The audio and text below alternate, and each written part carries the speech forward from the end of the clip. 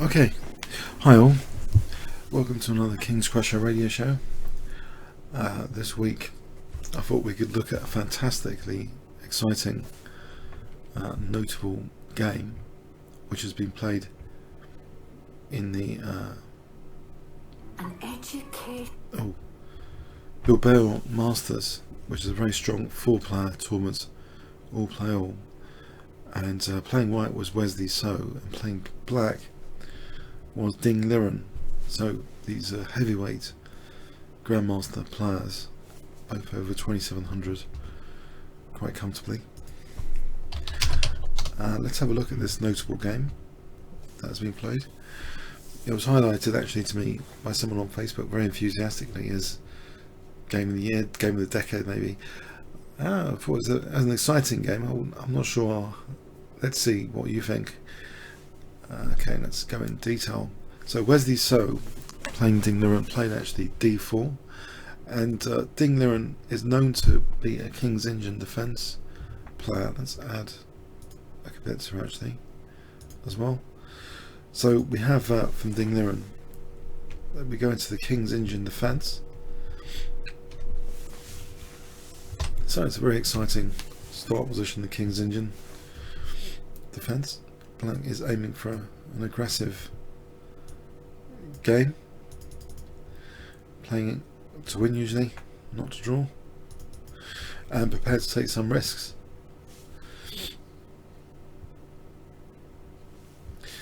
Okay, so let's see, knight f3. So actually the classical variation has been chosen by Wesley. So if you remember, one of the last key King's Engine games I saw was the against Nakamura.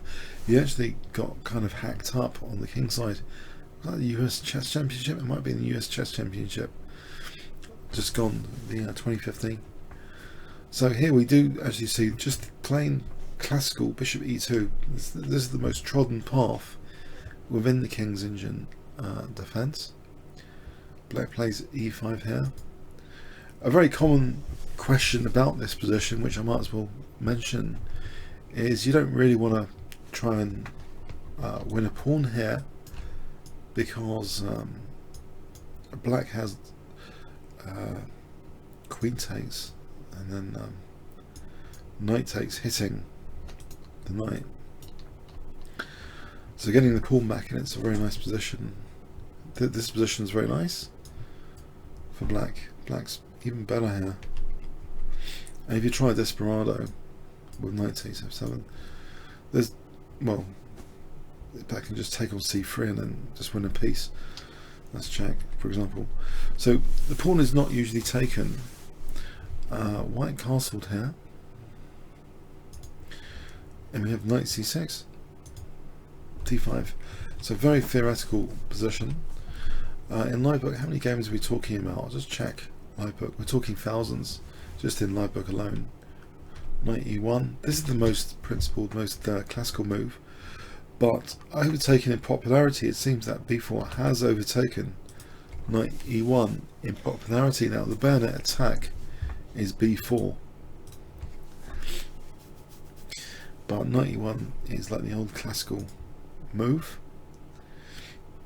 And you might ask a basic question, why does white play like this anyway? Well, the knight's kind of elegantly, in a way very elegantly, very suavely rerouting to d3. It supports then c5. It also gets out of the way of the f pawn. So when black plays for f5, f4, this, hopefully there's enough shield here to break through on the queen side. So the knight rerouting usually to d3. We have knight d7, bishop e3 though first, and if knight c5, there's a possibility that white might consider taking at some point. Black plays f5, so it's a very standard position here. We're still loads of games from this position. f3, f4. There's over 1,300 games just in live book. Now, one of the fun things about the King's Engine defense, the tactics here are not, it's not immensely complex tactically, black generally just basically avalanches his pawns usually against, you know, the white king. That's the basic idea. Maybe switch a rook in. That's the general idea. You want to go for white's king. So we see g5. And if you think about the pawn structure here, the strategic breaks for both sides are quite well defined. The exploitable base of black's pawn chain is d6. Although that's the root base to take out, to try and weaken the whole structure, d6 is the exploitable one, because white's quite quick for c5 usually. And here, if f3 is undermined, then e4 is dropping. You see this pawn chain strategy is very interesting in the King's Engine, like it is in the French defence. That the two main strategic breaks, g4 for black, c5, but black is also playing against white's king, so it's a bit of a difference. Over here, it's more subtle, like maybe often getting an infiltration point on c7 across to the king, or getting a knight in, getting a light square bishop is a little bit more subtle. But here, it's often the prize is white's king, and this suits, you know, Ding Liren's a very aggressive tactical player, and he's had great success with the King's Engine defence. So white carries on with rook c1 now in this position. Apparently a4 is a little bit more popular, only a little bit. I'm talking about 100 games more. So rook c1, it's very thematic. Knight g6. And in this position, actually, c5 isn't actually prepared anymore with knight d3. So I guess that you might think, well, why did I say that earlier? Well, the thing is, the bishop has gone here to support c5, so you don't actually need the knight to move yet. And it might actually be useful on e1 as a defensive piece right now. So perhaps you could argue, you know, c5 with knight d3 first is a bit overkill, perhaps. Knight d3 has been seen in this position, but actually very rarely, in fact. And you'll often notice that in Liber, that seemingly logical type moves are just not played. It's very incisive in some respect.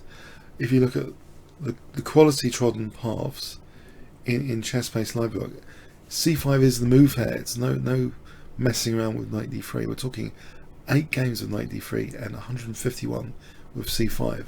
That's the way to go. That's been established. The other one worth a try perhaps is knight b5, 25 games. But yeah, c5 was played here. So white's trying to quickly break in to black's position on the queen side. So Ding Liren playing black, but he's obviously going to try and get counterplay on the king side. Now here, it is a bit dangerous just to leave that. Black actually took here. This is like the main move to take with the knight. Another move to consider 20 times in Liber is this, and games have gone a bit like this, where it's meant to be slightly better for white, this sort of position. Now, of topical interest, yeah, when Wesley So last played Nakamura, when Nakamura played the King's Engine, actually he came under a bit of fire for his play, that although it was theoretical, it gave Nakamura a ready-made attack on the king side.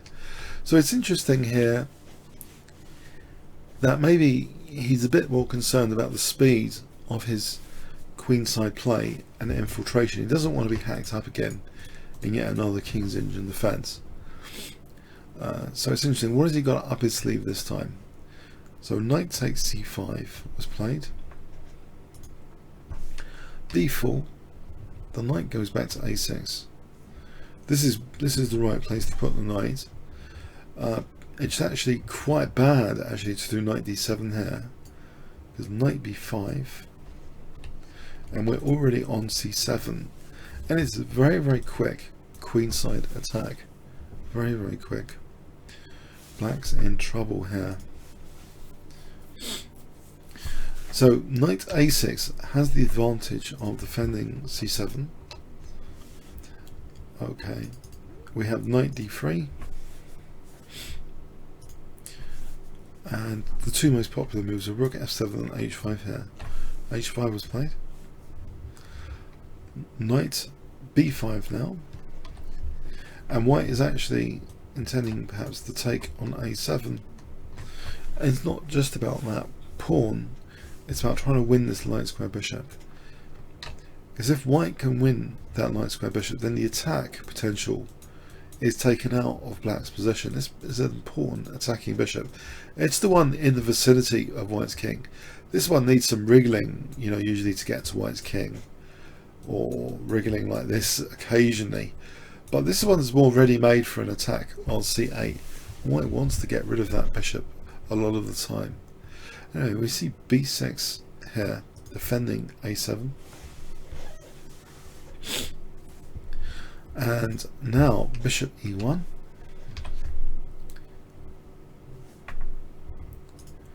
Rook f7.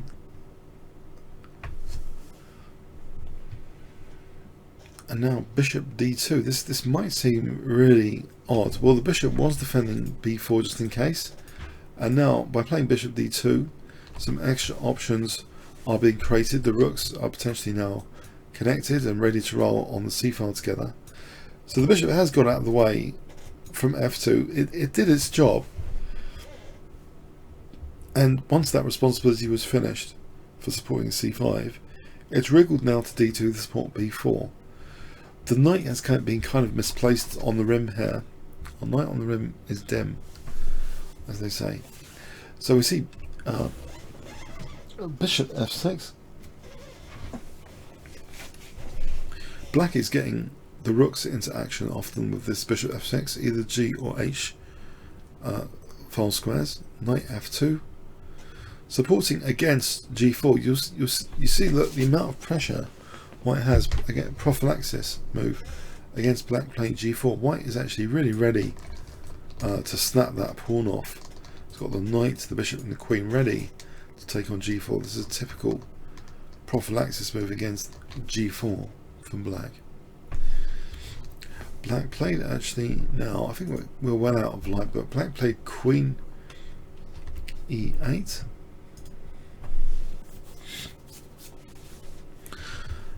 And yes, okay, white now plays queen a4. Very interesting. Queen a4. You might think, yes, black is kind of tied down. He dare not move back any of these pieces. You know, if he moves the knight. But you might think, oh, hang on, this is pinned. Well, actually, okay, queen a3 to unpin. And then immediately we're threatening that again. And we've got control of a6 a bit now. And if here, I think it just starts to go a bit bad, white can quickly double and get pressure on c7. So queen a4 is a pressure move for the queen side, generally speaking. Black now reinforces that c7 point in advance with bishop d8.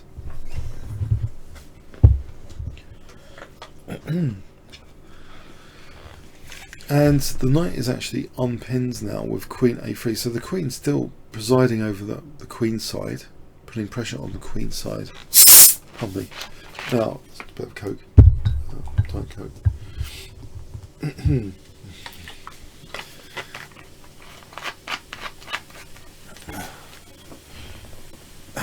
The drink. I'm not snorting coke or anything, it's the drink, Diet Coke. So anyway, so black plays g4 here. So trying to break into a kingside attack. So let's see, the g3 might also be on the cards potentially. Now this does represent a pawn sacrifice. White played now f takes g4, h takes g4. And here, okay, how dangerous is it to take this pawn? Okay, let's have a quick look. It's not recommendable to take this pawn. Bishop takes, queen takes b5. No, not in this particular position. It actually loses a piece to take this pawn. Yes, not immediately obvious. So, yeah, black's more poised for this g4. He's actually, yeah, that knight's slightly loose, and the bishop has got two responsibilities we can highlight from this. So it's looking after g4, but it's also protecting the knight. What white does do is he does take on g4, but here, instead of losing a piece on b5, he actually plays knight c3. So now he really might be threatening, well, he's threatening two things actually with this move. It unveils an attack on a6, and also there might be an idea of taking on g4 now. Not meaning to arrow that pawn, but it might be taking on g4. So it's a double attack on a6 and g4 with this subtle knight retreat. Now this queen's influence hitting a6. Now black here plays knight takes b4 in this position, and technically this is good actually for white. If the knight didn't sacrifice, say the knight went to b8, because you might think this is a bit odd. Why is black sacrificing that knight? In this position, bishop takes g4. To get rid of that bishop might be a good idea. This position is quite nice for white. The prospects of the position for white include knight h6 winning the exchange immediately, but also this c file in the long run is a lot of pressure. So anyway, black sacrificed this knight, so the game gets really interesting now. Had Liren prepared this weird piece sack, what did it do? Queen takes b4, well f3, and it starts to look a little bit dangerous over here on the king side. There's a question on YouTube stream here, pardon me. Is knight takes d5 any good? No. It's white's move. No, he took that. So we have f3. And okay, what's going on with this f3? Well, let's have a look. Bishop b5 in the game was played, hitting the queen. If g takes, this is actually really good for black. All of a sudden, say this. There's good compensation here because the queen's coming to h4, and then maybe like rook h7 after, and you can see that the h file with this pawn here is very dangerous, very dangerous. If you want proof like how dangerous, let's just play a non-move and just get hacked to death, just to see, just to taste the danger. As an example, let's taste the danger. Queen h3, threatening mate. What do you do about that? Say this, bishop h4, and you can taste it now, can't you? It's murderous. So even though black had sacked a piece, this is an example of a murder variation, which could be install, could be on the cards for white. So anyway, white though, he's playing a very precise move here. Okay, he's not taking on f3. He's playing bishop b5. It's too dangerous to take on f3, it seems. He plays bishop b5, looking at the queen. Queen goes to e7. And now, this h4 is actually taken away from black. Instead of trying to win material or anything, g3 takes away the h4 square from the queen at least. But black still, as though he's mounting some sort of h-file attack with rook h7. What black needs to do to carry on this attack might be a move like rook h5 and queen h7 to get pressure on h2 again. Okay, so white plays now queen c4, and the potential idea with this might be to exchange, say, light square bishops with that battering, but there's also an infiltration point, of course, on c6. So there's two ideas of queen c4.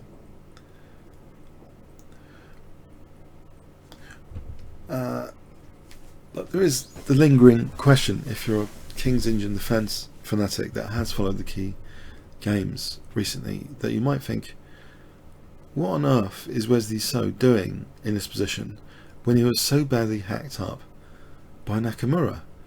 Is it the case that he might have a longer term strategy of playing positions where apparently he has weaknesses and he's trying to seal them up? And he's chosen to do this on this occasion against one of the best King's Indian defence players apart from Nakamura in the world. Very interesting decision to go into this line where, you know, there's a potential attack here, and Black has dynamically sacrificed a piece here to accelerate his attack. So why does Wesley So go into this line? Interesting. Well, let's see what happens anyway. Rook h8. So basically Black is now threatening Queen h7 with that not so subtle rook retreat. Black is threatening Queen h7 and Queen takes h2 mate. Now, just to demonstrate the pain of this move, this rook h8, let's just do a nothing move over here for a moment. A4, Queen h7. How do we actually defend against Queen h7? Threatening mate. How do we defend this? Probably the only way here is to sack like the pawns to try and block things up. After the g takes, what would Black actually be threatening? Or maybe Black can try and open up lines here. Somehow it would slow down the attack. Actually, it's not immediately decisive. So say okay, give away a move. King h1, Queen g7. Yeah, it's not immediately crashing through, but you've got things like h2 coming up. Let's imagine a5. And try and play on this side h2. Let's imagine playing on this side for a moment. Let's do nothing over here. Just see where is Black's actual attack. Let's try and understand it. Knight f8 now threatening Queen takes g3. This could be awkward to defend g3 here. Once you've got a form pawn there and this pawn here, it's difficult to start doing basic things. And you still got the bishops looking over. So this does look like dangerous. So yeah, the point I'm trying to make here, White's got to be careful about doing nothing moves. This is a dangerous position with this rook retreat. It looks as though, you know, who am I playing here? Some kid that wants to checkmate me on h2. You know, what is this? Yeah, Karpov wouldn't approve. This isn't positional chess. This is just crude, you know, stuff just to make me. Okay, so anyway, in this position, White actually plays Queen c6 as though Wesley So some sort of computer from 1970. He just wants to win the rook on a8, and the computers in 1970, you know, you let them win material over there and you just make them over here. That's the basic idea. So Liren's licking his lips and saying probably to himself, Wesley So must be the easiest person over 2700 to beat with the King's Indian defence here. So he plays Queen h7, so he's just going to mate him. And you know, where's the defence? Where's the defensive measures against this? Maybe okay. Wesley has got the h3 move though, and that is played h3. Okay, now the rook does move here, but then what is the queen? What on earth is the queen doing there? Because isn't Black just going to carry on crashing through his attack, as previously mentioned now, with g takes h2 and then hit g3 soon after, moving the knight? That's the basic plan. That's the basic plan. Really it is, because White's pretty defenseless over here. Having a knight on f2 makes it difficult to defend g3. White plays knight cd1 here. Knight cd1.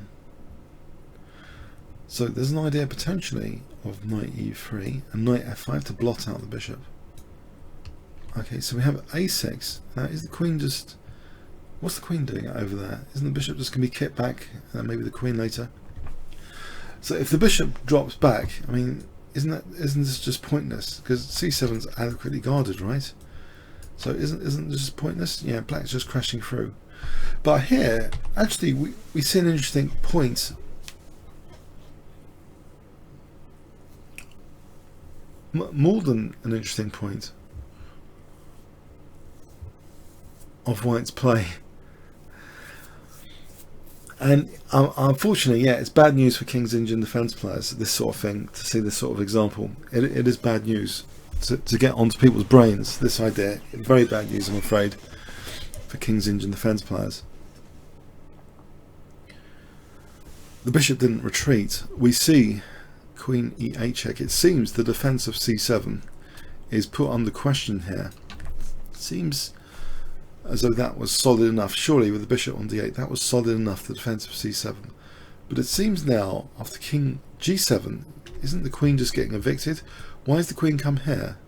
Doesn't it have to go back? Because C7 is protected. Right? Can you guess what white played here? And I'm wondering how many of you are awake. White play here. So I'm going to pose that on stream and on PlayChess. Well, on PlayChess, please hide the score sheet. White's play here. I'll give you 20 seconds starting from now. What would you play with white in this position? So your queen is attacked, right? Queen is attacked. What would you play?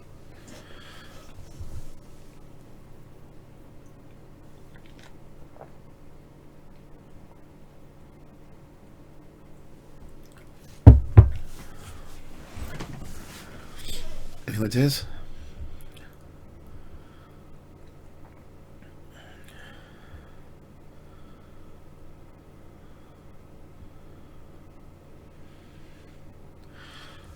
Okay, someone mentioned rook takes c7. No, I'm not sure that works. Bishop takes, and then what? There's no continuation there. Yeah? There's nothing there. Queen still attacked. It's no big deal, right? No. Some other suggestions. Better. Mentioned by some of you. I'll show you. Queen takes d8. Removes the defender of c7. Oh man. Really? So rook takes d8. Rook takes c7, and looks to be like getting queen back if black doesn't put something in the way. So black's losing some more material here. White's accumulating some material for the queen, so he's got for the moment the knight, a pawn, and now he's getting not just that bishop, he's getting a rook.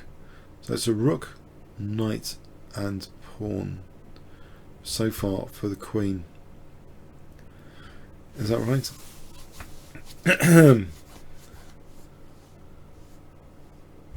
4 minor pieces. Okay, it's quite a lot of material for the queen.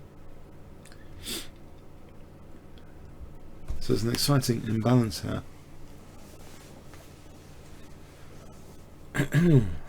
Because, yeah, black had to give back the material, right? Because he would be losing his queen if he didn't. Just losing the queen here is not good. Not good. White's doing very well there. Piece up. Not piece up. It's 5 pieces against 4. Yeah, bishop and knight against rook. It's not good. So yeah, black rather gave it up this way. If he plays rook d7, it's even worse. Bishop takes d7 is actually crushingly good for white. This way of doing it. Because if you move your thing after rook takes c8, you can lose even more material. You can lose tons of material. So the way to not lose so much material is bishop d7. So yeah, we get this imbalance here, which is interesting.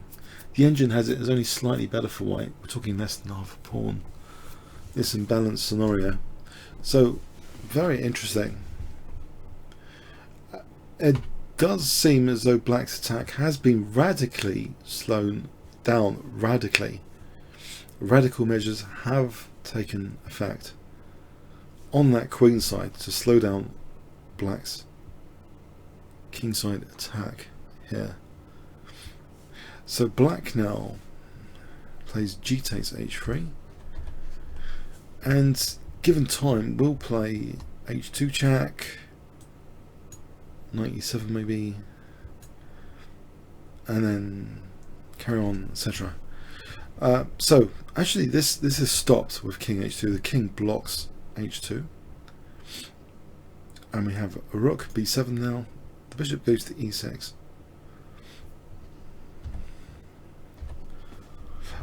Actually, though, yeah, it has, the engine likes black initially.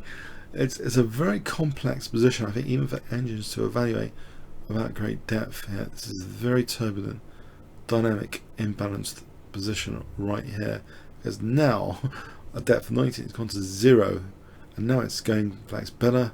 It's changing its mind all the time. Volatile, difficult to evaluate.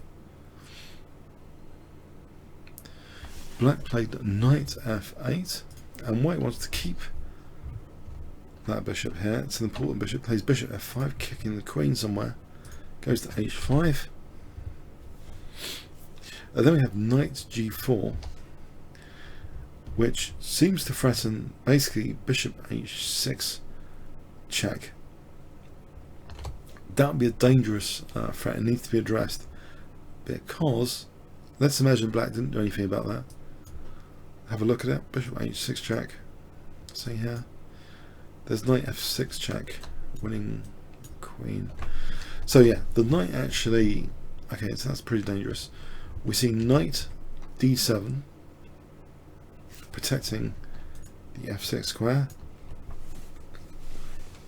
Check.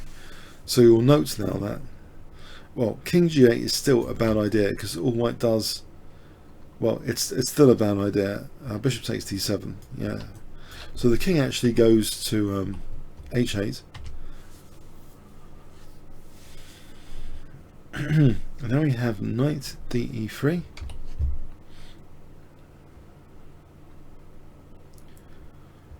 Okay, what is black gonna do here?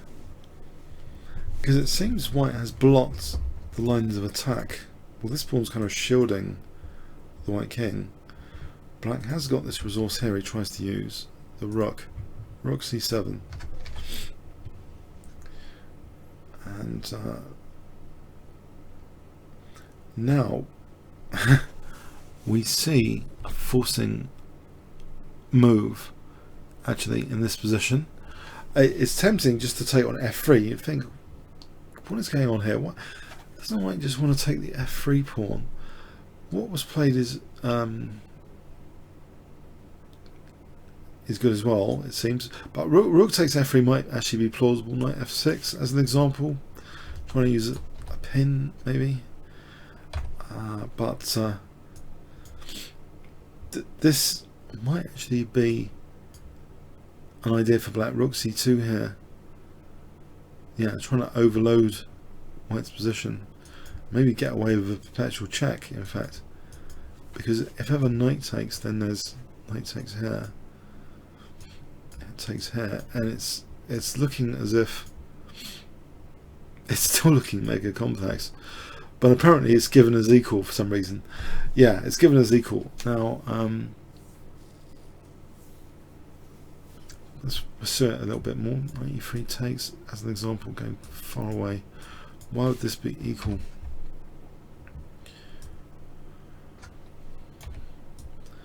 I think there's perpetual check lines. If white tries to do anything, there's perpetual check lines. That might be one answer. Okay, so let's go back to the game anyway. White played a forcing move. Bishop takes d7, not taking on f3. Sorry, this is becoming like a Stephen King novel, I know. But we have got the entire hour to do it, so if it becomes like a Stephen King novel, I don't know if you've ever read one of those.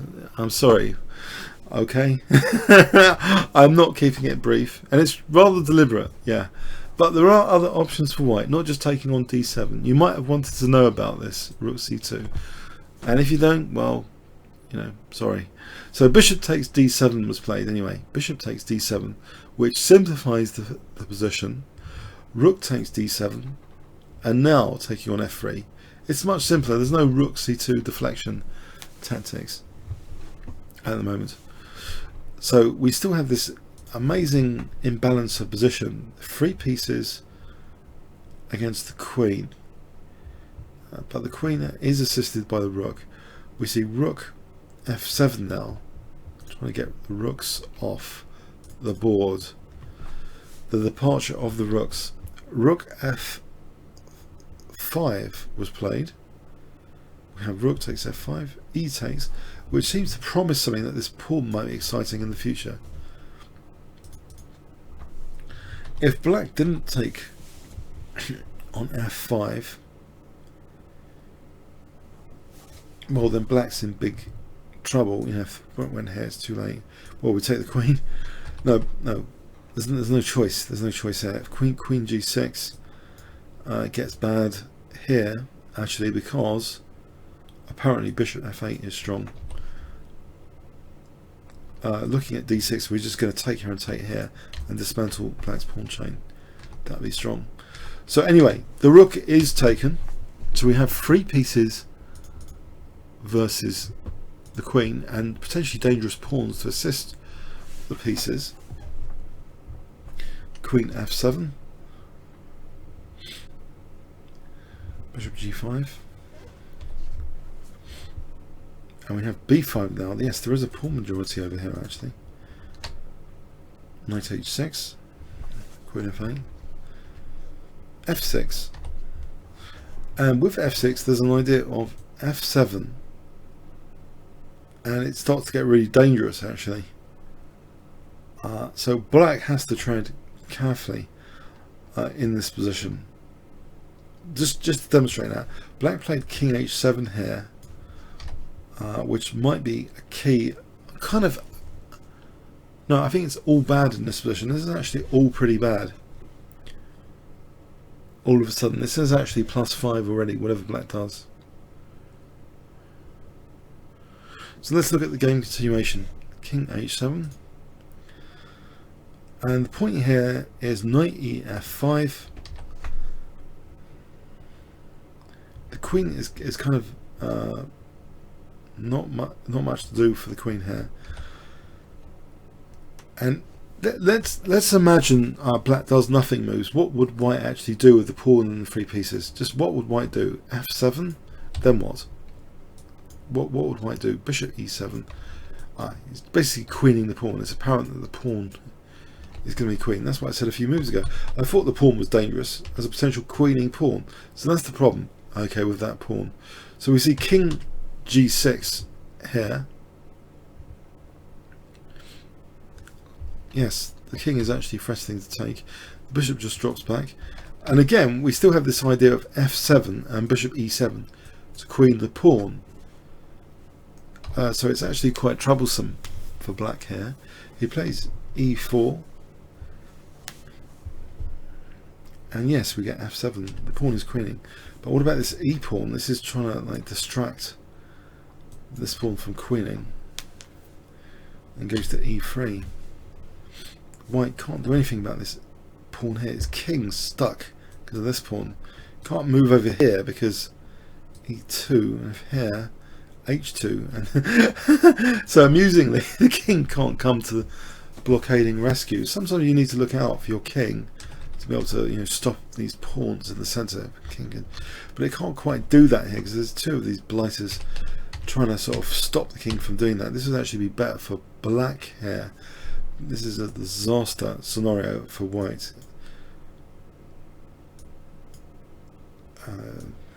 Check and taking here. And white's getting dismantled. So yeah, no, you can't have that scenario. So basically, white has to let, amusingly, this audacious pawn to just walk through to queen here. It's crazy, but necessary to let that pawn walk. Bishop e7.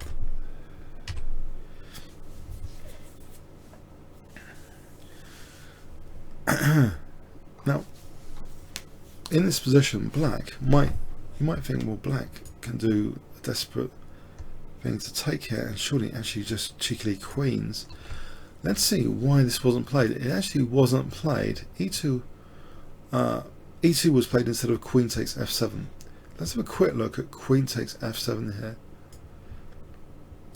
Knight takes f7. Because these 3 pieces are not going to help to stop the queen, right? Isn't this embarrassing, this position? actually there's a killer resource or two for white to stop the pawn. The more technical one is knight e5 check. So if taking, then we can just play this to stop the pawn. And if not taking, if here, then we just play this and we can stop the pawn. So that's not a good idea, yeah. Queen takes f7 basically doesn't work. Yes. This position does not work for queening the pawn. And also, more simply, there's another one as well. Knight h4 check to get the knight to f3 would stop the pawn as well and still be winning. So yeah, forget that. So e2 is played instead.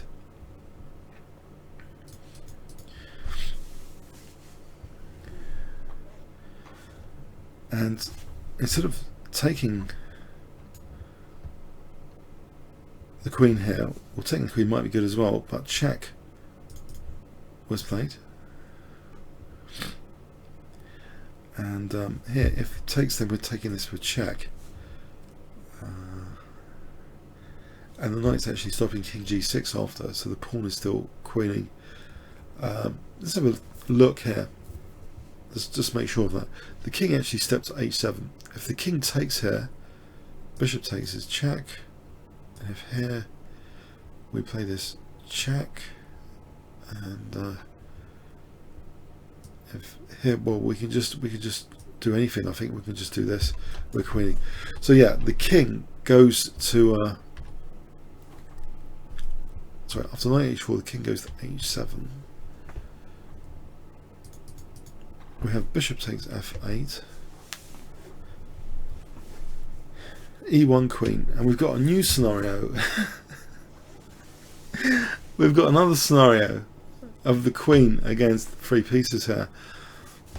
But okay, what's the difference here? The d6 pawn is now taken. The difference here is this pawn is still like queening. Yeah, there's a threat to queen it. It's supported by the knight. It's supported by the bishop. We have check. These token checks. Check. Check, and they're going to run out. White plays now bishop f4. That's enough to run the checks out soon. The king can't stop the pawn, by the way. If king here, well, this will do. If here, that will do. I'm pinning for bishop d6. So forget that. So anyway, black's busted here. He plays check. He's running out of checks. After knight f3, yeah, the pawn is on the way to queen. Now you might think, well, black actually resign here at move 60. Now if he plays queen e7,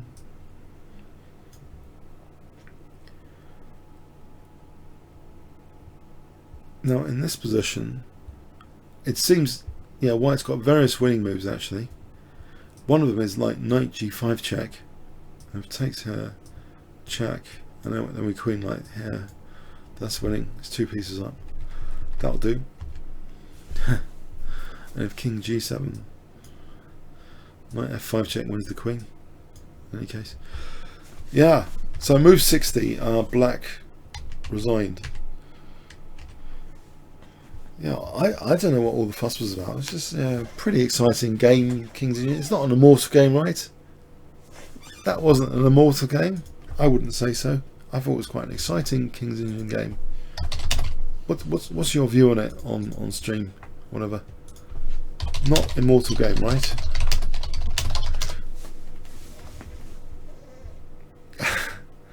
It was an exciting game. It was pointed out to me earlier, soon after I woke up, on Facebook by someone. An exciting one, King's Engine Defence. But yeah, I think what was exciting, it's like the Queen c6 idea, to play the check, to sacrifice the Queen, to break down c7, to get that interesting imbalance. There was definitely a lot of interest points for the Queen against multiple pieces.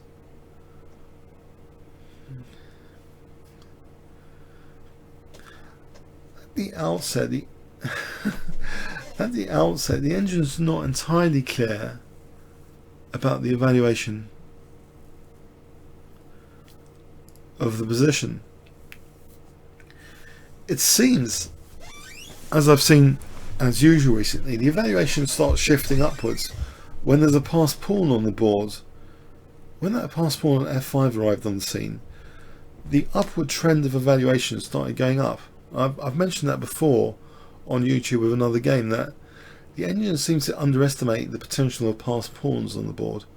So, okay, maybe initially the engine evaluation is about equal queen versus the three pieces, but if white's getting a potentially dangerous passed pawn, that is something us as humans can immediately recognise and say, oh, that pawn could be dangerous. And the engine hasn't got that luxury of saying that. It has to calculate everything. So the passed pawn, the f pawn, became dangerous. It wasn't just the queen against the three pieces. But from a practical point of view, it's very scary to face king's engine defense players because you think you're going to get mated. So going for that interesting imbalance is better than getting mated or being exposed to some sort of horrible attack. So it did cut short black's attacking potential as well. Have you got any questions on the game, or should we reconvene next week at 9:05 for the Kingscrusher radio show next week? I hope you enjoyed that. Any final questions? Otherwise, questions, or see you next week. Okay, I'm going to say thanks very much on HS. Okay. An interesting game. I hope you enjoyed it. Okay.